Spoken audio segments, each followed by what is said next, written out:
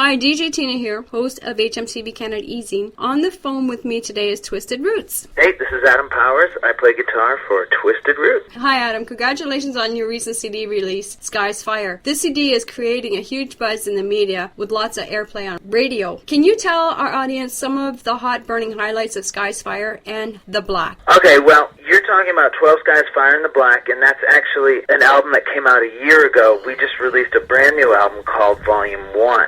And 12 Skies Fire in the Black, we had a really great single on it called New Monday, and that did really well on radio up here. And now on Volume 1, we have a song that's doing, well, two songs that are doing really well. One is Hollow Earth, which is a brand new song, and the other song is Voices, which is doing really well all over the place. And the thing about Volume 1 is we've been a band for almost 20 years now, and Joe, the president of our record label that we're on now, came to us and talked to us about putting out some music that was no longer in print, you know, that we had put out in the past. And so that's how Volume 1 came about. We put together a collection of songs that are no longer, you know, you're no longer able to go into the store and buy. And we put some new stuff and some stuff that had never been released on it. And we're really happy with it. I dig the kick-ass southern bluesy type influences in New Monday and the faster backbeats in Hollow Earth. Each track seems to lend a tasteful ear of different sounds from alternative to metal. Who writes your songs, and are they based on Twisted Roots stories that have influenced the band over the years, or any political or social issues? Well, we all write the song. We are a true democracy, which is pretty hard to find in band. You know, usually you got one guy who does all the songwriting and everyone else, you know, maybe they get to pitch in a little bit. But, you know, we really, when we formed Twisted Roots, it was, we were all coming out of different kind of genres of music, punk rock, underground, metal, and, you know, Led Zeppelin type bands and things like that. And we wanted to come up with a sound that was not restrictive at all, a sound and a band where we could do whatever we wanted. And since we were all coming from different backgrounds, that's where we came up with the name Twisted Roots. And Pete, our singer, writes almost all the lyrics because, you know, he's the one singing it. Usually the person who's singing gets to write the lyrics. And so we don't, most of our songs are just stories. They're not, you know, necessarily statements or anything. And we try to keep them a little bit ambiguous so that the listener can draw his or her own meaning from it. And, you know, I think that's kind of important because I've had people come up and give interpretations of our songs that are completely different than what I think of. But if that's what they're getting out of it and it's working for them, isn't that what art's all about? Twisted Roots has its history firmly planted in the music industry with a discography dating back to 1989. Who is the current lineup now, and are they the same lineup as when the band first formed? Well, the current lineup now is me, Adam Powers, and I was one of the founding members, and Pete Giordano, our singer, was the other founding member. And then we've had a couple different drummers and bass players. So now we have Sonny Robinson, who joined the band in, I believe, 1990. And Mark Lennon plays bass and sings, and he joined the band in, I want to say, 94, 95. So, you know, we've gone through a couple changes, but, you know, Pete and I have been at it from the beginning. We actually broke up for a short period there at the end of the 90s because, you know, the music, we were showcasing in New York City all the time, and we had record labels telling us we had to look like this or sound like this. You know, they were interested in us, but they wanted to change us. And we just found ourselves straying so far from why we started to play music and write music in the first place and concentrating on all these things that, you know, they just didn't mean anything to us. And it broke up the band for a couple of years. And when we got back together, you know, now everything's different with the internet. And obviously the music industry has taken a major hit, which was a long time coming, as far as, you know, its ability to act like a giant mega bank and control the media. And so it's refreshing, you know, we get to do what we want. We're on a record label that we're happy with, who likes who we are, doesn't try to make us into something that we're not. And we just love to write and play music. That's what we do. Who helps with the recording, mixing, and mastering of Twisted Roots music production? Well, there have been several people. Lance Bardis was our original manager, and he recorded our first two albums. We were on a record label out of Boston at that time called Cherry Disc, And they had a couple other bands people might know. Letters to Cleo was a cherry disc band, and a band called Tree, which is sort of a hardcore band. They were pretty well known around here anyways. And let's see, we were lucky enough, we live in Portland, Maine, and we're lucky enough to have one of the best mastering studios in the world here in Portland, which is Bob Ludwig's Gateway Mastering. Wow. So we were able to, we didn't do Volume 1, we didn't master Volume 1 there, but we did master 12 Skies Fire in the Black. It was just going to be too expensive to do it there for us at this stage. But when you go into Gateway, it's incredible. I mean, there's probably 400 gold records up on the walls. You know, Bob mastered Nirvana, Pearl Jam, Bruce Springsteen, David Bowie, Madonna, lots of classical stuff too, and pretty amazing place. Do they offer tours through that place? If you called up and you wanted to do an interview or something like that, I'm sure that they would be perfectly happy to do that. I think they like to keep it low key so that the artists feel comfortable coming there and feel, Yeah. It's actually in the bottom of a parking garage. They built the studio into the side of this parking garage, but the mastering rooms are actually suspended on hydraulic jacks that go all the way down to the bedrock. So if there was an earthquake while they were mastering, you wouldn't even know it in the mastering rooms. It's pretty state-of-the-art. It's completely state-of-the-art. So. That'd be awesome to see. Oh, it's incredible. And they also have a record lathe in there where they cut the, LP masters. It's amazing to see. And they're totally laid-back, nice people. We weren't able to master with Bob because he's the big guy. He's really expensive. But we did master with his assistant, Adam Ayan, and it's on the same equipment. And Adam's won a couple of Grammys. And, I've had questions before in the past, and I just call up Gateway, and they pick up the phone and talk to you. I say, this is Adam from Twisted Roots, and they're just totally chill, laid-back, good people. And, they're the best, some of the best in the world. So we're very lucky. Oh, yeah. That's awesome. Yeah, it is awesome.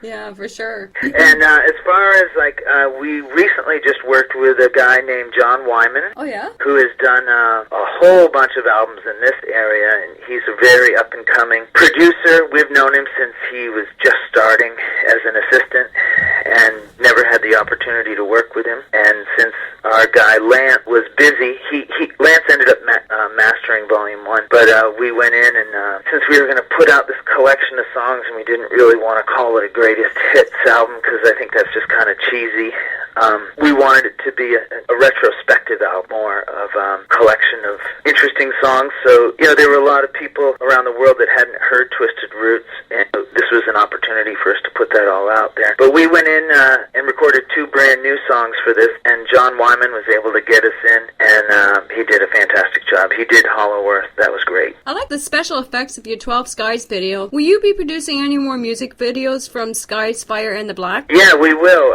Our bass player Mark did that, and he did it, I can't remember what program he used, but it was not a super fancy one. It took him a long time to do it, but he did it basically frame by frame, and all we did was we rented a green screen and brought it into our practice space and set it up and just shot the whole thing ourselves in one evening. And ever since we've gotten back together, we've done all of our own photography and stuff like that. We just get a digital camera, and we go to different places, and we just, try to enjoy it instead of having an uptight photo session. We just set up a tripod or whatever, and, just keep taking pictures and then put them all together later and make, like the cover, I don't know if you've seen the cover of Volume 1, but that was taken in a small bar, and it was an English-style, pub with these wooden booths, and so we shot each person individually and then just put them together in Photoshop so it looks like we're all sitting next to each other. We've got British bars here and Scottish bars in Cambridge, yeah, so I know when you're talking about the wooden booths, I can picture that. Yeah, it's really cool. And when you're doing it, it doesn't seem like, this isn't going to work out, but then once you get them home and you start, messing with them on the computer, you can do some really cool stuff. So that's why there are no photo credits on our last 2 albums, because we did all the photo work ourselves. We did everything ourselves. That's awesome. Yeah, it's kind of fun. It's a lot of work, though, isn't it? Oh, absolutely. And we get total control, and it's really cool. Yeah, and it's, you're more proud of what you do. Absolutely. You do it yourself. Like I said, after we had gotten back together, after, the music industry basically tore us apart, we were really pretty insistent on having control over everything we did and, just not letting that get away from us again. It's more of a team effort when everybody works together, and it's Absolutely. more of a family, if anything. Absolutely, 100% like that. Being a democracy like we are, it can be very difficult sometimes because we have 4 kings, and we all have we're very opinionated, people, and there are very few bands that work that way. I know that U2 is that way, like everybody has an equal vote. So you have to know when to pick your battles, and you have to know that when you lose your battles, you just have to move on. That's part of the process. Yeah, or sometimes you get somebody that doesn't want to play a guitar riff because they don't like it, and then an argument starts. Yeah, absolutely. So that's when you learn to pick your battles, and Yep. and that's, it's a good, I find it a very healthy way to do things because, like, take Hollow Earth, for example. I'd written the basic riff for that song, and I brought it to practice, and then, things get changed around a little bit here, and, if I were to sit at home for 100 years, it wouldn't sound exactly that way once you get everybody else's influence in there, and I wrote a small little melody on the guitar that I thought, would be a good guide for the vocal, and Pete took that and he expanded on it and made it better than, what I had written, but, he used that as a guideline, and yeah, it's just, that was a really magical song that came together really well. So. That's what it takes for a band to make it, is for everybody to come together as a family in one unit and work together.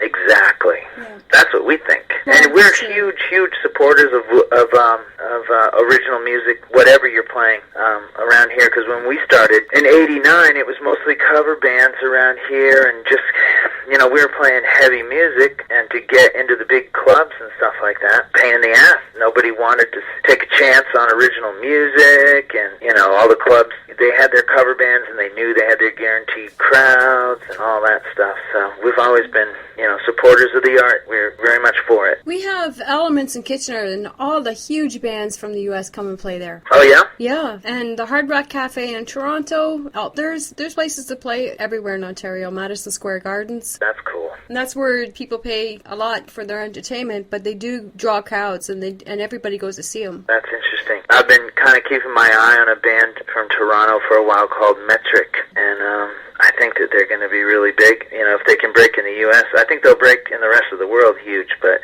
if they can break in the U.S. with their next album, I think they're going to be really big. We've interviewed a couple bands out of Toronto already. One of them is Manu, and they're from our area. Trace 9 is another one. Yeah, that's cool. Is Twisted Roots tearing up any stages, playing live in the main area? Yeah.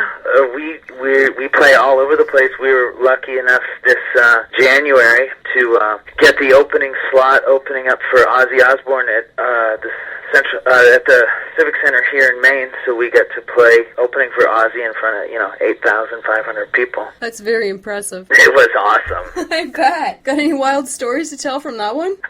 Well, we didn't get to meet Ozzy because, they really kept him separate, and, like when they brought him into the building, there were like 4, security guys who walked up to our dressing room and like stood in front of the door, and he was like 3 feet away from us, we didn't do anything, we weren't going to hurt him or, run up to him, and once they saw that we weren't going to do anything, they were pretty relaxed, but, we're wandering around backstage after we got off, and our bass player went down to Ozzy's dressing room, because at that point, the band was on stage, and he went in and he saw that there was beer in their cooler, and he went back to our dressing room and he told our drummer, and our drummer said, if we don't go and steal that beer now, we're going to regret it for the rest of our lives. So they went back and stole Ozzy's beer.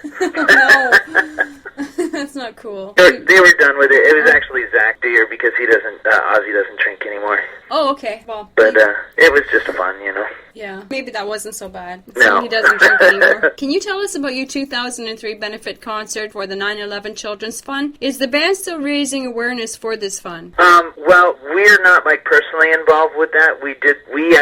That was the first time we got back together after breaking up, and we were just doing it because we were approached by some very good friends of the band who were putting that all together, and we were just excited to be a part of something, like that after, 9/11 happened, and it was an opportunity for us to be able to help out in a small way in a situation where where there was, as Americans, when that happened to us, there was really nothing we could do as far as, helping, besides sending money and stuff like that. So it was nice to be able to really feel like you were helping in some way. Are you starting any other campaigns? Not currently, and the only reason being that we've been so focused on, since we do all of our own albums and everything ourselves, we're just really consumed with that. It takes all of our time right now.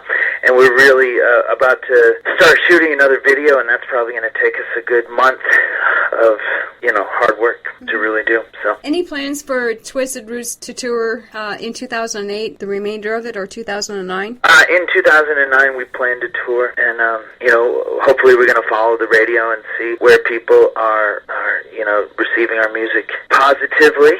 We're going to keep track of all that stuff and then just try and go out and play to people who want to hear us. Can international global fans buy CDs and Twisted Roots merchandise online through the internet through your MySpace page, or do you have a main website? Yeah, no, it's best through our MySpace page, which is twistedrootsonline.com, MySpace/twistedrootsonline, and through the Rat Pack record, which is RATPAK. Through the Rat Pack Records site, you can buy all of our albums. Are you selling any merchandise, like hoodies, T-shirts? Yeah, we're setting that up right now. We always sell that stuff at shows. We have a separate guy who does that, but that's all being put on the internet as well. Awesome. Yeah, we're pretty excited about it. I like hoodies. They're my favorite. Yeah, they're pretty cool. Before we wrap up our interview, do you have any last words? No. I think I pretty much said everything that's important to me, but mostly just supporting all original music. And, if you're an aspiring musician out there, if you're a kid who's thinking about starting your own band, just listen to your gut and follow it. Don't let other people tell you what to do. Just believe in yourself, and with a lot of hard work, good things will happen. I would like to thank Joe from Rat Pack Records for allowing our e-zine to interview Twisted Roots. And Adam, thank you for this interview. You rock. No problem. Not a problem. It was nice talking to you. Thank you. Okay.